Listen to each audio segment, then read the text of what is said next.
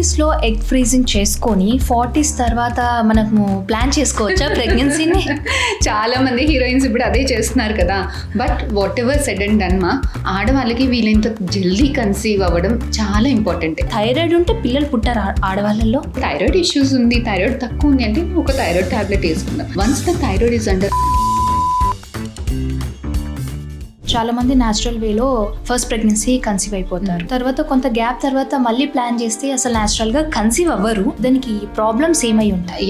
దీన్ని secondary infertility అంటారు. అంటే ఫస్ట్ న్యాచురల్ గానే వస్తుంది, సెకండ్ ప్రెగ్నెన్సీ రావడానికి ఇబ్బందులు ఉంటాయి. సో ఇది యూజువల్ గా ఇప్పుడే పిల్లలు వద్దు అనుకునే వాళ్ళు పిల్స్ వేస్తారు. సో అది ఎంతవరకు సేఫ్? చాలా మంది ఫీమేల్స్ ఎస్ మా పిల్లలు వద్దు అని అనుకోవడానికి బర్త్ కంట్రోల్ పిల్స్ వేసుకుంటారు. చాలా మందిలో ఇది సేఫ్. కాకపోతే కొంతమందికి. Hello and welcome to cube TV. నేను ప్రముఖ. కపుల్కి పిల్లలు అనేది ఒక హ్యాపీనెస్, కానీ ఎందుకు పుట్టట్లేదు, ఎప్పుడు పుడతారు అనే క్వశ్చన్ మార్క్ ఒక ఇమోషనల్ జర్నీ. సో వాళ్ళను ఎంత మదనపలేలా చేస్తుంది. ఒక సైడ్ మనం తింటున్నటువంటి ఫుడ్, మన హ్యాబిట్స్, సొసైటీ నుంచి వచ్చే స్ట్రెస్, ఇవన్నీ కూడా ఇన్ఫర్టిలిటీకి ఇంపాక్ట్ అని అంటున్నారు. కానీ ఇది ఎంతవరకు నిజం? సో వీటన్నింటి గురించి, వీటికి సొల్యూషన్ ఎలా ఉంటుంది, ఎలాంటి ట్రీట్మెంట్ ఇవ్వచ్చు అనే వాటి గురించి మనం డాక్టర్ గారిని అడిగి తెలుసుకుందాం. నాతో పాటు ఉన్నారు 49 సెంటర్ డాక్టర్ అనుషా రెడ్డి గారు. Hello doctor. హాయ్ మా, how are you? I'm good. Doctor, మనం బేసిక్గా అమ్మాయిల గురించి ఫస్ట్ మాట్లాడుకుందాం. ఎందుకు ఈ డిలేడ్ పీరియడ్స్, ఈ పీరియడ్ సంబంధించిన ఇష్యూస్ అమ్మాయిల్లో ఎందుకు ఎక్కువగా వస్తున్నాయి అంటారు? ఎస్ మా, ఫస్ట్ చాలామంది పీరియడ్స్ అంటే చాలామందికి ఫోబియా ఉంటుంది. 30 days అంటే 30 daysకే రావాలి అని అనుకుంటారు. ఓ 2 రోజులు ముందు వచ్చినా టెన్షన్ పడతారు, ఓ 2 రోజులు లేట్ వచ్చినా కూడా టెన్షన్ పడతారు. ఫస్ట్ అసలు రెగ్యులర్ సైకిల్స్ అంటే it is not always 30 days అంటే బెల్లి కొట్టినట్టు 30 daysకే రావాలి అని ఏం లేదు. ఒక 5 days ముందు వచ్చినా, 5 days లేట్ వచ్చినా, అంటే 25 to 35 days is a normal thing. ఓకేనా? సో దానికి టెన్షన్ పడాల్సిన అవసరం లేదు.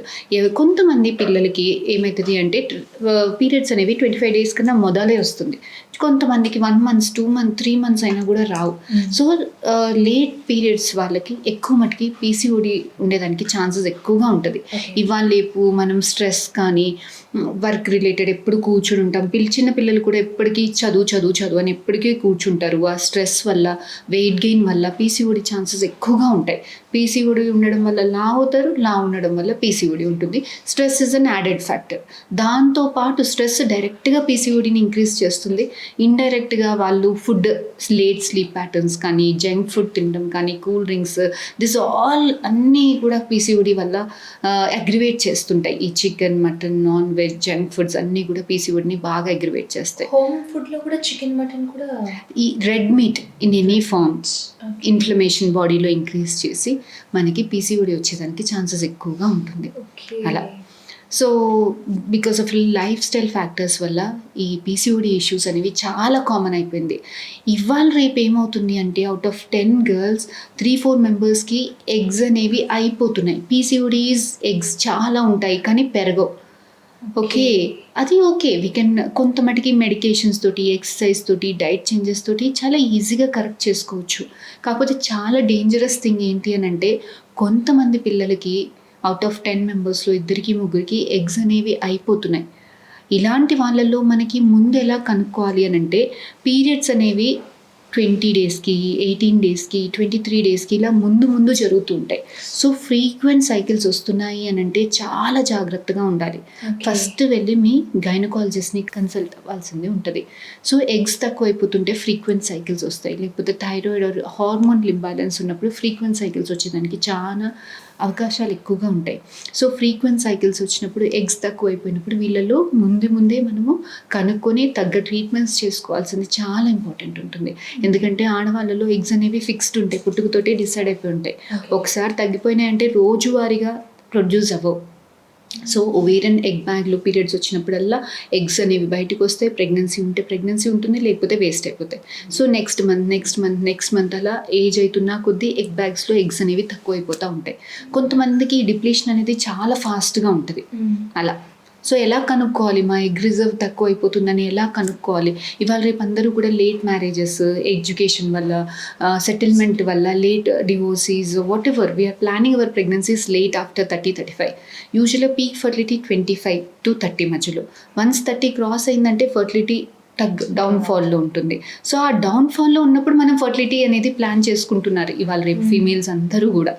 So that is very important మరి ఆ టైంలో మనం ప్లాన్ చేసుకోవాలి అనుకున్న టైంకి తిరిగి చూస్తే ఎగ్స్ అనేవి అయిపోతున్నాయి. సో ఎగ్ రిజర్వ్స్ అయిపోతున్నాయి. చాలామంది డోనర్స్లో ల్యాండప్ అవ్వాల్సింది, డోనర్ ఎగ్స్లో ల్యాండప్ అవ్వాల్సింది ఉంటుంది. సో ఇలా అవాయిడ్ చేయడానికి మాకు ఏమైనా ముందే సైన్స్ ఉంటాయా అని అంటే, పీరియడ్స్ అనేవి ఫ్రీక్వెంట్గా వస్తాయి ఇలాంటి వాళ్ళలో, జల్దీ వస్తాయి.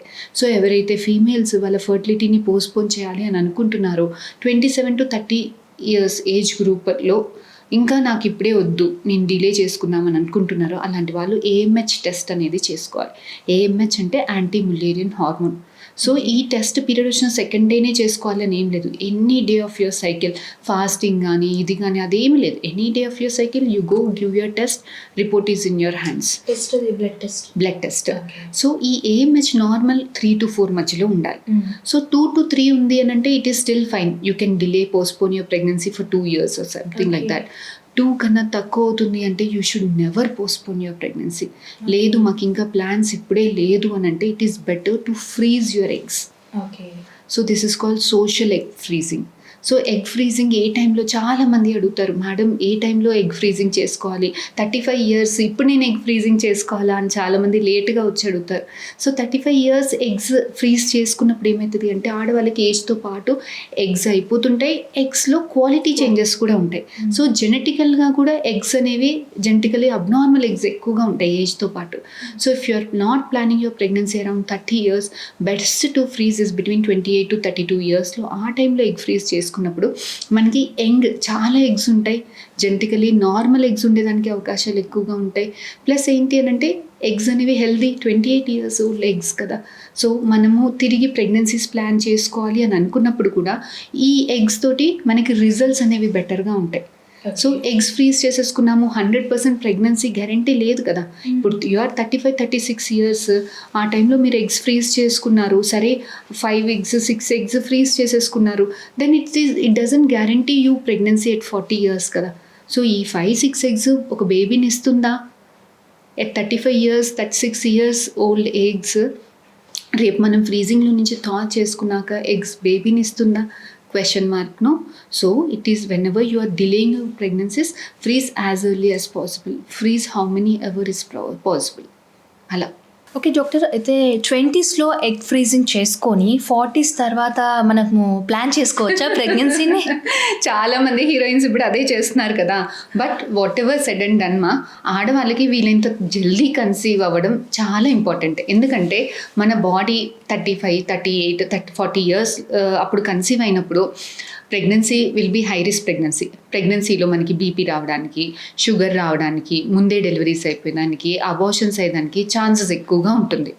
డాక్టర్, ఇప్పుడు చాలామంది 40s తర్వాత కూడా న్యాచురల్గా కన్సీవ్ అవుతారు. సో ఇలాంటి రిస్క్ ఉంటుందా? సో యాక్చువల్లీ ఏమవుతుందంటే అమ్మా, ఏజ్ 30 yearsలో ఉన్నారనుకోండి, వాళ్ళకి 10 babiesలో 2 అబ్నార్మల్ బేబీస్ ఉంటాయి. So abortion risk, miscarriage risk only 20% ఉంటుంది. అది 40 yearsలో మీరు న్యాచురల్గా కన్సీవ్ అయ్యాక కూడా సపోజ్ వాళ్ళకు 10 babies ఉన్నాయనుకోండి, 8 babies జెనెటికల్గా అబ్నార్మల్గా ఉంటాయి. అంటే వాళ్ళకి abortion miscarriage chances is almost 80%. Age పెరుగుతున్న కొద్దీ ఆ రిస్క్ అనేది ఎక్కువ అవుతుంది. ఏజ్ పెరుగుతున్న కొద్దీ మన బాడీలో చేంజెస్ వల్ల ప్రెగ్నెన్సీలో బీపీ రావడానికి, షుగర్ రావడానికి ఛాన్సెస్ ఎక్కువగా ఉంటుంది. సో ఐవీఎఫ్ ద్వారా కన్సీవ్ అయ్యారా, ఫర్టిలిటీ ట్రీట్మెంట్స్ ద్వారా కన్సీవ్ అయ్యారా, న్యాచురల్గా కన్సీవ్ అయ్యారా అన్నది ఒక ఎత్తు అయితే, ప్రెగ్నెన్సీ ఏ ఏజ్లో వస్తుంది, ఆ ఏజ్ బట్టి pregnancy will become a high risk pregnancy. దాంట్లో మనకి ఐవీఎఫ్లో జనరల్గా ట్విన్స్ వస్తారు. జనరల్గా 2 babiesని పెట్టాలి అని అనుకుంటారు because of the success rates. So దీనివల్ల ఇంకా కూడా కొంచెం ప్రెగ్నెన్సీ హై రిస్క్ అయ్యేదానికి ఛాన్స్ ఉంటుంది. ఓకే, అంటే ఈ ట్విన్స్ అనేది వాంటెడ్లీ డాక్టర్ చేతిలో ఉంటుందా? అంటే పేషెంట్ మాకు ట్విన్స్ కావాలంటే ట్విన్స్ జనరల్గా అంటే doctor will give the option to the patient. ఎంత మంచి క్వాలిటీ బేబీకైనా ఒక్క బేబీకి, హ్యూమన్ బేబీకి ప్రెగ్నెన్సీని ఇచ్చే శక్తి ఓన్లీ 40-50% ఉంటుంది. సో వాళ్ళు ఇంత ఖర్చు పెట్టుకొని, ఇన్ని ఎక్స్పెక్టేషన్స్ తోటి, ఇంత హోప్స్ తోటి వచ్చినప్పుడు ఒక్క సింగిల్ బేబీని మనం పెట్టినప్పుడు దానికి ప్రెగ్నెన్సీ ఇచ్చే 50-50 ఛాన్సెస్ ఉన్నప్పుడు ఒకవేళ ఫెయిల్ అవుతే emotionally, financially they will be mentally very drained up ఉంటారు. So doctor will give an option to the patient. అమ్మా 1 బేబీ పెట్టుకుంటారా, 2 బేబీ పెట్టుకుంటారా, నాట్ మోర్ దెన్ 2. మన ఇండియన్ గవర్నమెంట్ లా ప్రకారం 2 బేబీస్ కన్నా ఎక్కువ పెట్టకూడదు. సో 1-2 బేబీస్ పెడితే కొంచెం ప్రెగ్నెన్సీ వచ్చేదానికి success rates will be around 70-75%. So కాకపోతే ట్విన్నింగ్ ఛాన్సెస్ కూడా 2 బేబీస్ పెడితే 20-30-40% దాకా ట్విన్స్ అయ్యేదానికి ఛాన్సెస్ ఉంటారు. So twins again any age is a high risk. Okay doctor, ట్విన్స్లో ఒకరు హెల్తీగా ఇంకొకరు అన్హెల్తీగా ఉండే ఛాన్సెస్ కూడా ఉంటాయా? Whatever it is depending upon the genetic health of the baby. అంటే మనం 2 బేబీస్ పెట్టాము, 2 బేబీస్ అతికాయి అంటే ఇండివిజువల్ బేబీ జీన్స్ ఎలా ఉంటుందో ఆ బేబీ దాని ప్రకారం పెరుగుతుంది. లేదు మనం ఒక బేబీని పెడితే అప్పుడప్పుడు డివైడెడ్ 2 బేబీస్ లాగా మారుతుంది. ఇలాంటి వాళ్ళల్లో రిస్క్ ఎక్కువ ఉండేదానికి ఛాన్స్ ఎక్కువ ఉంటుంది. ఎందుకంటే 2 బేబీస్ కూడా అదే బ్లడ్ కోసం ఫైట్ చేస్తూ ఉంటారు. The 2 babies will be in the same room, ఒకే రూమ్లో ఉంటారు కదా. సో ఫైటింగ్ అవుతూ ఉంటుంది అనమాట. సో బేబీస్లో ఒకరికి ఫుడ్ ఎక్కువ ఉండడం, ఒకరి ఫుడ్ తక్కువ అవ్వడము, సో ఆ ట్విన్స్ అతకడము, ఆ మెంబ్రెయిన్స్ ఎంటాంగిల్ అవ్వడము, రిస్క్ అనేది ఎక్కువ ఉంటుంది.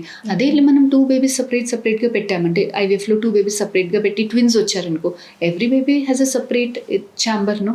సో యూజువల్గా రిస్క్ అనేది తక్కువగా ఉంటుంది అబ్నార్మాలిటీస్. సో ఒక ట్విన్స్ అనే కాన్సెప్ట్ పక్కన పెడితే ఐవీఎఫ్ నుంచి వచ్చిన బేబీ అండ్ న్యాచురల్గా కన్సీవ్ అయిన తర్వాత డెలివరీ అయిన తర్వాత బేబీ, వీళ్ళిద్దరి మెంటల్ ఇష్యూస్, హెల్త్ ఇష్యూస్ ఎలా ఉంటాయని చాలా మంది పక్కన చుట్టుపక్కల వాళ్ళు అబ్జర్వ్ చేస్తుంటారు. $1 million క్వశ్చన్. మేడం ఐవీఎఫ్ బేబీకి న్యాచురల్ బేబీకి ఏమైనా డిఫరెన్స్ ఉంటుందా? ఇది నేను చెప్పేదో, మన ఇండియాలో మన ఇది సెంటర్ చెప్పేదో కాదు, ప్రపంచం మొత్తము స్టడీస్ చేసి చెప్పింది ఏంటి అంటే ఐవీఎఫ్ బేబీకి న్యాచురల్ బేబీకి ఎటువంటి రిస్క్ ఎక్కువ అవడం, అంటే జెనెటిక్ ప్రాబ్లమ్స్ ఎక్కువగా ఉండడం కానీ జెనెటిక్ ప్రాబ్లమ్స్ తక్కువగా ఉండడం కానీ ఉండదు. చాలామంది ఏమనుకుంటారు, ఐవీఎఫ్లో అన్నీ చెక్ చేసి పెట్టేస్తారు, ఏ బేబీకి ఎటువంటి ప్రాబ్లమ్స్ ఉండవు అని అనుకుంటారు. కాకపోతే ఐవీఎఫ్లో జీన్స్ తోటి ఇన్వాల్వ్ అవ్వం మనం. సో ఎగ్, స్పర్మ్ మన ఒంట్లో ఎలా అయితే కలుస్తుందో సేమ్ టు సేమ్ ల్యాబ్లో కలుస్తుంది. సో ఒక కపుల్కి న్యాచురల్గా కన్సీవ్ అయితే ఎలాంటి జెనెటిక్ ఇష్యూస్ వచ్చేదానికి రిస్క్ ఉంటుందో ఐవీఎఫ్లో కూడా ఆ రిస్క్ అంతే ఉంటుంది. ఆ రిస్క్ ఎక్కువ అవడం కానీ తక్కువ అవడం కానీ ఉండదు. కాకపోతే కొంతమందికి రిపీటెడ్గా వంశపారంపర్యంగా కొన్ని జెనెటిక్ ప్రాబ్లమ్స్ ఉంటాయి. ఇలాంటి వాళ్ళల్లో మనం బేబీస్ని టెస్ట్ చేసి, జెనెటిక్ టెస్ట్ చేసి నార్మల్గా ఉండే బేబీస్ని పెడతాం. సో ఇలాంటి వాళ్ళల్లో అవన్నీ స్క్రీన్ చేసి హెల్దీ బేబీని పెడతాం. కాబట్టి జెనెటిక్ ఇష్యూస్ ఉండేదానికి ఛాన్సెస్ ఇంకా తక్కువగా, హెల్దీ బేబీస్ వచ్చేదానికి ఛాన్సెస్ ఎక్కువగా ఉంటుంది. This is advanced IVF PGTA. Okay. So జనరల్గా అంటే మీ వరకు వచ్చినప్పుడు చాలామంది కపుల్స్ వస్తారు, మాకు పెళ్ళి ఇన్ని రోజులైంది, పిల్లలు లేరు, లేదంటే వాళ్ళు ఆ టైంకి వచ్చినప్పుడు వాళ్ళు ఏ స్టేజ్లో ఉంటారు మెంటల్లీ, అంటే ఎంత బాధలో వస్తారు?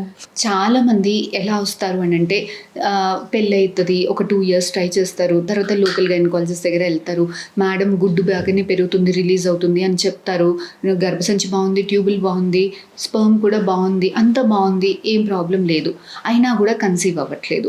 చాలామంది అవుట్ ఆఫ్ 10 మెంబర్స్ను 4-5 ఇలాగే వస్తారు.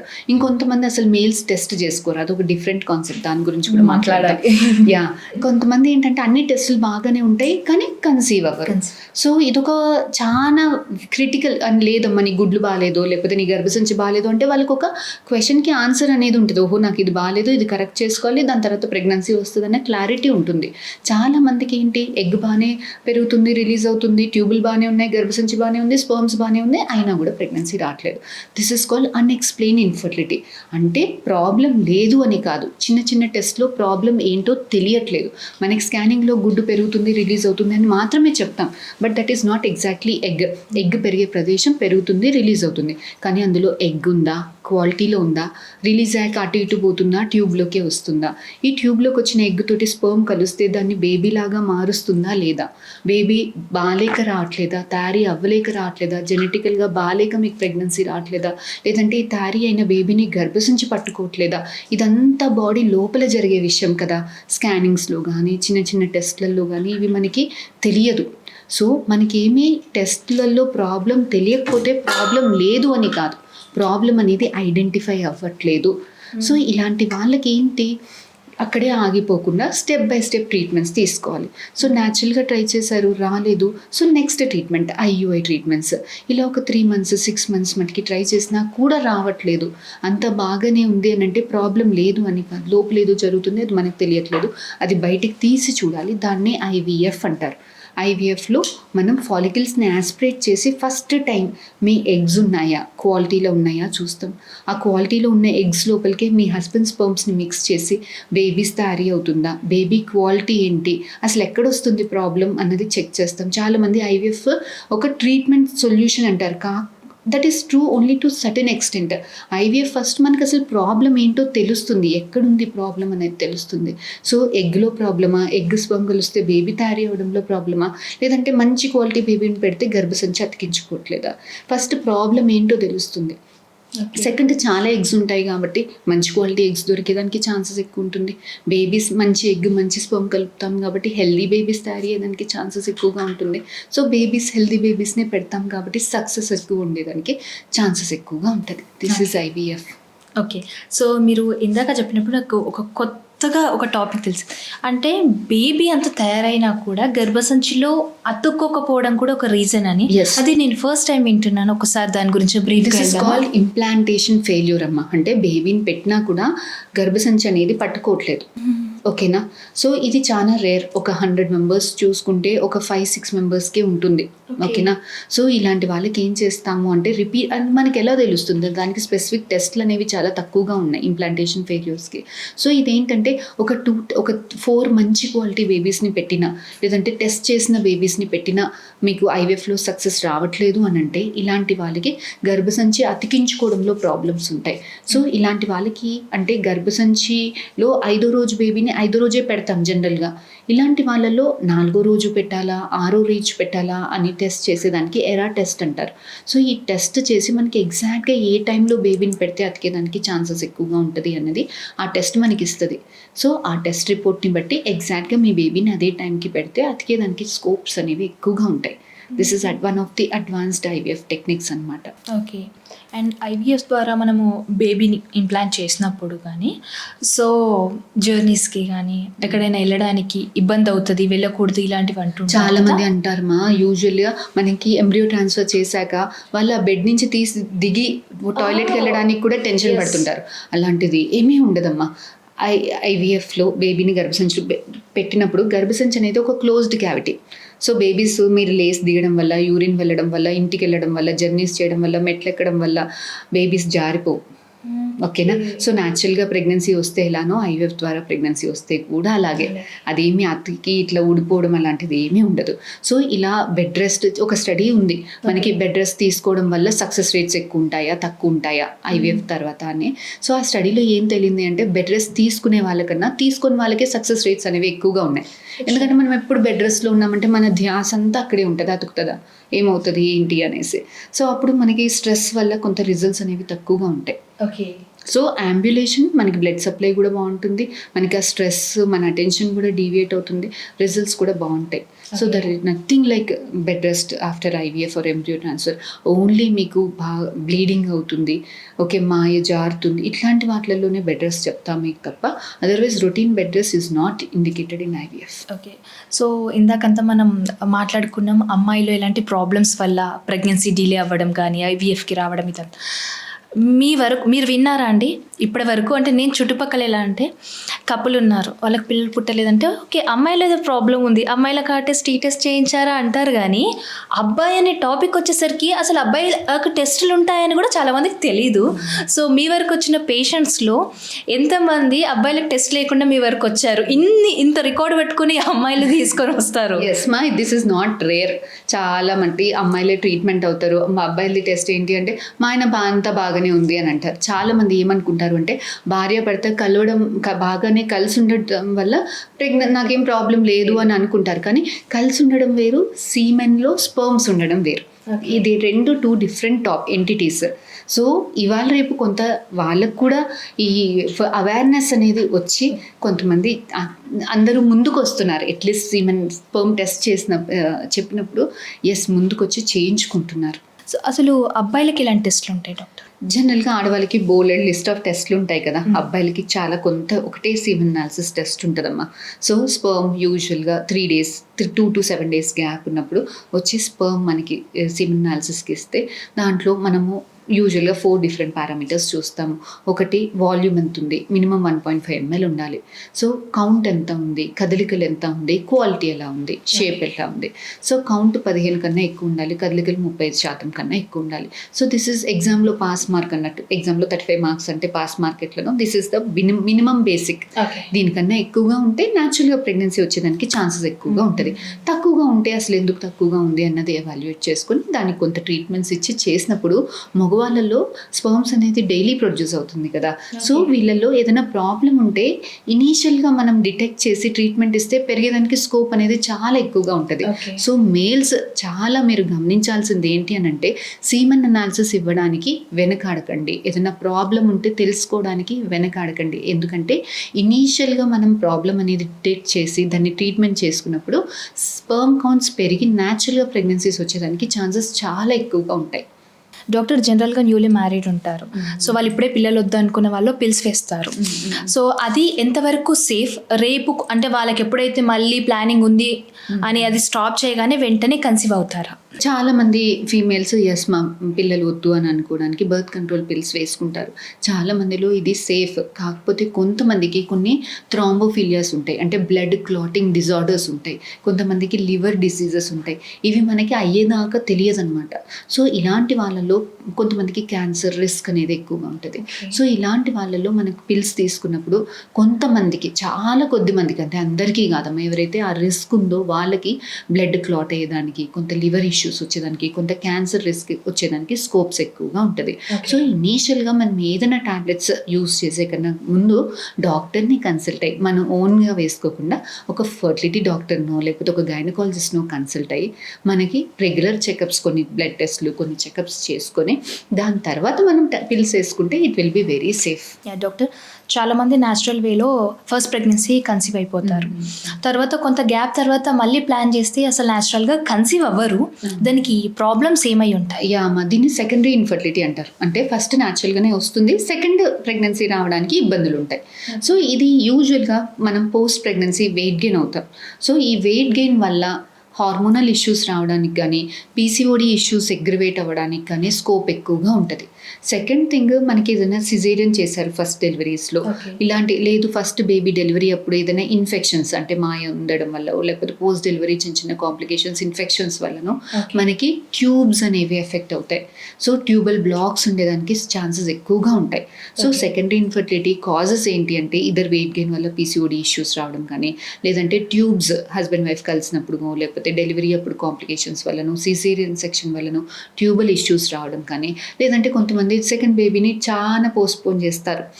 ఏజ్ ఇంతలోపు ఫీమేల్ ఏజ్, మేల్ ఏజ్ పెరుగుతుంది. So age related declining egg reserve కానీ, స్పర్మ్ క్వాలిటీ ఇష్యూస్ వల్ల కానీ, ఇలాంటి వాటి వల్ల మనకి ప్రెగ్నెన్సీస్ అనేది రాకుండా ఉండేదానికి స్కోప్స్ ఉంటాయి. సో తగ్గగా మనం ఎవాల్యుయేట్ చేసుకుని ట్రీట్మెంట్ చేసుకుంటే వీళ్ళల్లో స్ట్రెస్ ఉండదు. ఫస్ట్ టైం ప్రెగ్నెన్సీ అవ్వట్లేదు వాళ్ళలాగా వీళ్ళల్లో కొంత స్ట్రెస్ అనేది తక్కువగా ఉంటుంది, ఎందుకంటే they already have a baby. So ఇలాంటి వాళ్ళల్లో మనం ట్రీట్మెంట్ ఇస్తే న్యాచురల్గా వచ్చేదానికి, చిన్న ట్రీట్మెంట్స్లో ప్రెగ్నెన్సీ వచ్చేదానికి స్కోప్స్ అనేవి ఎక్కువగా ఉంటాయి. ఓకే, న్యాచురల్ వేలో కన్సీవ్ అవ్వాలి అనుకుంటే వైఫ్ అండ్ హస్బెండ్కి మీరు ఇచ్చే సజెషన్స్ ఏంటి? న్యాచురల్గా ప్రెగ్నెన్సీస్ రావాలి అంటే first most important thing is the age. So వీళ్ళంతా జల్దీ ప్రెగ్నెన్సీస్ ప్లాన్ చేసుకోవడానికి ట్రై చేయండి. 30 years లోపే ఒక ప్రెగ్నెన్సీ ఉంటే చాలా safe. First pregnancy should be below 30 years, what ever said and done. Age పెరుగుతున్న కొద్దీ సక్సెస్ రేట్స్ తక్కువగా ఉంటాయి. జనరల్గా న్యాచురల్గా ప్రెగ్నెన్సీస్ ప్లాన్ చేసుకునేటప్పుడు ఆల్టర్నేట్ డేస్ హస్బెండ్ వైఫ్ కలిసి ఉండమని చెప్తాం. చాలామంది ఏమనుకుంటారు అంటే ఎగ్ రిలీజ్ అవుతుంది, వివిధ ఇంట్లో టెస్టులు చేసుకొని ఎగ్ ఈ టైంలో రిలీజ్ అవుతుంది, ఆ టైంలోనే కలిసి ఉండాలి అని అనుకుంటారు. అలా ఉన్నప్పుడు ఆ స్ట్రెస్ ఎక్కువగా ఉంటుంది ఫీమేల్లో కానీ మేల్లో కానీ, కలవడానికి ఇబ్బంది పడుతుంటారు. సో అలా కాకుండా at least alternate days, at least period వచ్చిన 8th day నుంచి 20th day ఎగ్ రిలీజ్ అయ్యే టైంలో ఆల్టర్నేట్ డేస్ కలిసి ఉండమని చెప్తాం. సో మన లైఫ్ స్టైల్ ఫ్యాక్టర్స్ కూడా కొంత junk food, alcohol, smoking gutka, pan, ఏది టొబాకో ఏ ఫామ్లో కూడా తీసుకోకూడదు. ఇది డైరెక్ట్గా ఇంపాక్ట్ పడుతుంది స్పర్మ్స్ మీద. సో ఇలాంటివన్నీ తగ్గించి కొంత స్లీప్ అనేది అడిక్వేట్గా ఉండాలి. ఎందుకంటే నిద్రపోయినప్పుడు మనకి ఫర్టిలిటీ రిలేటెడ్ హార్మోన్స్ బ్రెయిన్లో మెలటోనిన్ అని ఇవి సెక్రీట్ అయ్యేదానికి ఛాన్సెస్ మంచిగా సెక్రీట్ అవుతాయి అన్నమాట. సో అలాంటి హార్మోన్స్ వల్ల మనకి రిప్రొడక్టివ్ హార్మోన్స్ ఎగ్ పెరిగేదానికి, స్పర్మ్స్ హెల్తీగా ఉండేదానికి స్కోప్స్ ఎక్కువగా ఉంటాయి. సో స్లీప్ అడిక్వేట్గా ఉండాలి, స్ట్రెస్కి దూరంగా ఉండాలి, జంక్ ఫుడ్ తినకుండా వీలైనంత హెల్తీ డైట్ తీసుకొని రెగ్యులర్గా హస్బెండ్ వైఫ్ కలిసి ఉంటే చాలామందికి ప్రెగ్నెన్సీస్ న్యాచురల్గానే వస్తాయి. కొంతమందికి రెగ్యులర్ సైకిల్స్ ఉన్న వాళ్ళల్లో డాక్టర్ని కన్సల్ట్ అయ్యి ఏ టైంలో మనకి మన ఎగ్ రిలీజ్ అవుతుందో ట్రాక్ చేసుకొని యూజువల్గా ఆ టైంలో కలిసి ఉండమని చెప్తాం. ఓకే. జనరల్గా పెళ్ళవగానే ఒక 2 monthsకి స్టార్ట్ చేస్తూ ఉంటారు ఈ సొసైటీ, ఏంటి ఇంకా కన్సీవ్ అవ్వలేదా అని. అదే వాళ్ళకి ఎక్కువ స్ట్రెస్ అయిపోతూ ఉంటుంది. సో అలాంటి కపుల్కి మీరు ఇచ్చే సజెషన్ ఏంటి? చాలా మంది కూడా న్యాచురల్గా ప్రెగ్నెన్సీస్ వచ్చే వాళ్ళు కూడా ఒక 3 months 6 months ట్రై చేసి ఉంటారు. But they forget the things. So ఇంకా రావట్లేదా అని అనేటప్పుడు ఆ కపుల్కి చాలా స్ట్రెస్ ఉంటుంది. So it is very common to conceive, అంటే ఫస్ట్ టైమే ట్రై చేసాము అదే మంత్లో ప్రెగ్నెన్సీ రావాలి, దిస్ ఈజ్ నో. సో ఎవరికైనా కపుల్కి టైం పడుతుంది, minimum 6 months to 1 year time పడుతుంది. So first month, second month మీరు ప్రెగ్నెన్సీకి ట్రై చేసినప్పుడు రాకపోతే టెన్షన్ పడకండి. It will take 6 to 1 year to conceive. 1 yearకి కూడా కన్సీవ్ అవ్వట్లేదు అంటే అప్పుడు మీరు డాక్టర్ దగ్గరికి వచ్చి మినిమం బేసిక్ టెస్ట్, అంటే ఎగ్స్ బాగుందా, ఎగ్ రిజర్వ్ బాగుందా, ట్యూబ్స్ ఓపెన్ ఉందా, గర్భసంచి బాగుందా, అందులో గడ్డలు ఉన్నాయా, వాపు ఉందా, పాలిప్స్ ఉందా, అడ్డుపొరలు ఉన్నాయా, మినిమం బేసిక్ స్కాన్లో మనకి ఇవన్నీ కూడా తెలుస్తుంది. మెన్స్కి మగవాళ్ళలో మినిమం సీమెన్ అనాలిసిస్ టెస్ట్ చేసుకొని అంతా బాగుంది అని అంటే ఏమీ లేకుండా ఇంకొక 1 year 2 years కన్సీవ్ న్యాచురల్గా ట్రై చేసి ఏ టైంలో కలిసి ఉండాలి చిన్న సజెషన్స్ ఇస్తూ ఉంటాం. అప్పటికి కూడా రావట్లేదు అని అంటే చిన్న ట్రీట్మెంట్స్, IUI ట్రీట్మెంట్స్ అలాంటివి సజెస్ట్ చేస్తుంటాం. నేను ఈ మధ్యలో విన్న ఒక స్టోరీ డాక్టర్. సో అమ్మాయికి మ్యారేజ్ ఫిక్స్ అయిందనమాట. సో జనరల్గా ఏంటి, అమ్మాయి ఏం చదువుకుంది ఏందనేది జనరల్గా వచ్చి టాక్. బట్ అక్కడ ఏంటంటే అమ్మాయికి థైరాయిడ్ ఉందంట, మరి ఎందుకు ఒప్పుకున్నారో పెళ్ళికి తెలీదు, రేపు పిల్లలు పుట్టారు కదా అంటే డైరెక్ట్ వీళ్ళు డాక్టర్ అయ్యి సర్టిఫై ఇచ్చేసారు, పిల్లలు పుట్టారు కదా థైరాయిడ్ ఉంది అంటే. ఇప్పుడు సొసైటీ ఇలా ఉంది కదా, అంటే థైరాయిడ్ ఉంటే పిల్లలు పుట్టారు ఆడవాళ్ళలో. థైరాయిడ్ అంటే ఇప్పుడు కూరలో ఉప్పు తక్కువ అయితే ఏం వేసేస్తాం, ఉప్పు వేసుకుంటాం అంతే కదా, కూరని పడేయం కదా. So this is also the same thing. So thyroid issues ఉంది, థైరాయిడ్ తక్కువ ఉంది అంటే ఒక థైరాయిడ్ ట్యాబ్లెట్ వేసుకుందాం. Once the thyroid is under control, so there will not be any issues. Thyroid control అవ్వట్లేదు, హైపోథైరాయిడిజమో హైపర్ ఇలాంటి ఇష్యూస్ ఉన్నప్పుడు ఎగ్ రిలీజ్ అవ్వడంలో, ఎగ్ క్వాలిటీలో, బేబీ అతికే తత్వంలో కానీ, ప్రెగ్నెన్సీ వచ్చేదానికి కానీ స్కోప్స్ అనేవి తక్కువగా ఉంటాయి. జస్ట్ మనకి ఏం ప్రాబ్లం ఉందో కనుక్కొని థైరాయిడ్ రిప్లేస్మెంట్ చేసుకుని it's very very very simple treatment. So thyroid replace చేసుకుంటే the female will be just like any other female. Okay. So ఎందుకంటే ఇలాంటివి సేమ్ ఇదే థైరాయిడ్ ఇష్యూలో ఆఫ్టర్ మ్యారేజ్ ఆ అమ్మాయికి వచ్చింది థైరాయిడ్. సో ఆమెకు పిల్లలు పుట్టేదానికంటే ఇంట్లో మొత్తం అత్తయ్య గారు థైరాయిడ్ వచ్చింది, సో నీకు ఫ్యూచర్లో పిల్లలు పుట్టరు అంటే ఇలాంటివి బాగా విన్నప్పుడు సో మానసికంగా వాళ్ళు బాగా ఎమోషనల్లీ డౌన్ అయి ఉంటారు. సో వాళ్ళల్లో మీరు ఏం చెప్తారు అలాంటి వాళ్ళకి, ఆడియన్స్కి? సో చాలా మంది థైరాయిడ్ అనగానే భయపడతారు, PCOD అనగానే భయపడతారు. ఇలాంటి వాళ్ళకి ప్రెగ్నెన్సీ న్యాచురల్గా రాదు అని అనుకుంటారు. అలాంటిది ఏమీ లేదమ్మా. కరెక్ట్గా ఎవాల్యుయేట్ చేసుకుని చిన్న సింపుల్ ట్రీట్మెంట్స్ తీసుకుంటే ప్రెగ్నెన్సీ అనేది న్యాచురల్గా వచ్చేస్తుంది. It is not a big problem, it is a very small problem. Doctor, ఒక ఎమోషనల్ హార్ట్ టచింగ్ స్టోరీ ఉంటుంది కదా ప్రతి ఒక్కరి డాక్టర్ కెరియర్లో. సో స్పెషల్గా మీకు ఆల్ టైమ్ గుర్తుండిపోయే ఏదైనా పేషెంట్కి మీకు ఉన్నటువంటి హార్ట్ టచింగ్ స్టోరీ చెప్పండి. యామా యూజువల్గా ఒక 20 patientsలో 18 patients నార్మల్ రొటీన్ పేషెంట్స్ అంటే ఉంటారు, జనరల్ కేసెస్. 1-2 patients ఎవరికైతే ఎగ్స్ బాగా తక్కువగా ఉన్నాయి, సో వాళ్ళు ఓన్ ఎగ్కి వెళ్ళాలి అని అనుకుంటారు. మాకు తెలుసు ఎగ్స్ తక్కువ ఉన్నప్పుడు సక్సెస్ రేట్స్ తక్కువగా ఉంటాయని.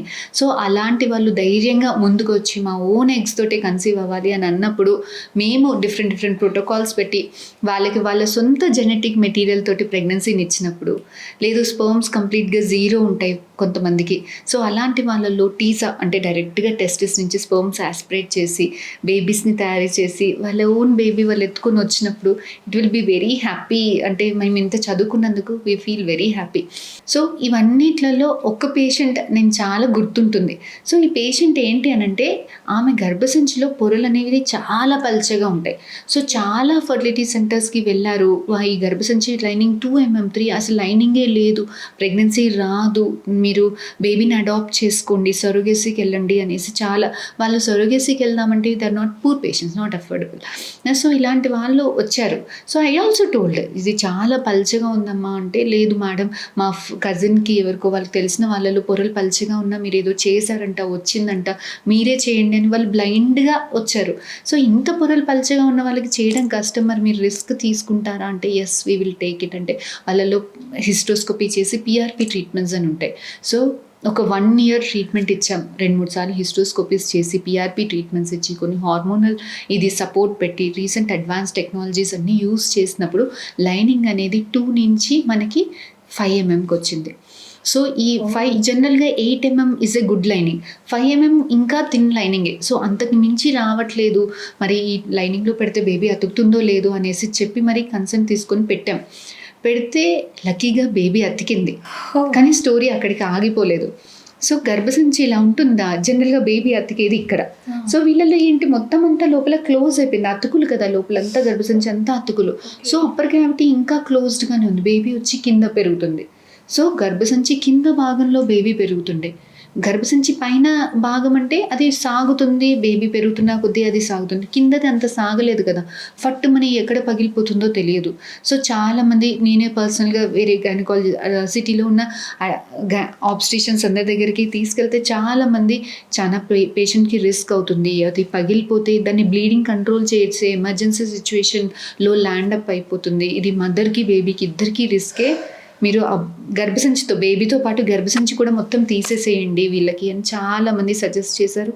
At some point of time I also suggested the patient, చూడండి ఇది బేబీ పెరుగుతున్న కొద్దీ ఇది గర్భసంచి సాగలేక అది పగిలిపోయి ఎమర్జెన్సీ సిచ్యువేషన్లో ఆమె ప్రాణం మీదకి వచ్చేలాగా ఉంది అంటే పేషెంట్ సెడ్ నో మేడం, మాకు అసలు కాన్పే రాదనుకున్న వాళ్ళం బేబీ వచ్చింది, at any cost we will carry this pregnancy, continue this pregnancy అనేసి హాస్పిటల్ పక్కనే రూమ్ తీసుకొని ఉండి any emergency we will come, we will not go anywhere, దూరం నుంచి రావాలన్నా కూడా ప్రాబ్లమే కదా. సో పక్కకే ఇల్లు తీసుకొని they went to the obstetrician regularly, consulted, డెలివరీలో ప్రాబ్లమ్స్ వచ్చింది, బాగా బ్లీడింగ్ అయింది, బ్లడ్ ట్రాన్స్ఫ్యూజన్స్ అయింది, ఆఖరికి గర్భసంచి తీసేశారు. బేబీ ఎన్ఐసీయూలో, చిన్న బేబీ కదా, 7th month 7.5 అంటే 30 weeksలోనే డెలివరీ అయింది. సో బేబీని ఎన్ఐసీయూలో పెట్టి వాళ్ళు హెల్తీ బేబీ, పండు లాంటి బేబీని ఎత్తుకొని వచ్చారు. So we felt very happy that day. Okay, వాళ్ళంతా కష్టపడ్డందుకు రిజల్ట్ దొరికినప్పుడు వీ ఫెల్ట్ రియలీ హ్యాపీ. మీరు చెప్తుంటే నేను కొంచెం ఎమోషనల్ అయ్యాను. సో డైరెక్ట్ చూసినప్పుడు మీకు బిలీవ్ ఎంత పండు లాంటి బేబీని ఎత్తుకొని వచ్చారు, అరే ఈ బేబీనా ఒకప్పుడు మనం తీసేసుకోమని చెప్పింది. సో ఎస్, పేషెంట్ కూడా కొంత రిస్క్ తీసుకుంటే మనం కూడా కొంత రిస్క్ తీసుకొని we can help, together we can come out of the situation. Thank you doctor, thank you so much. Thank you మా.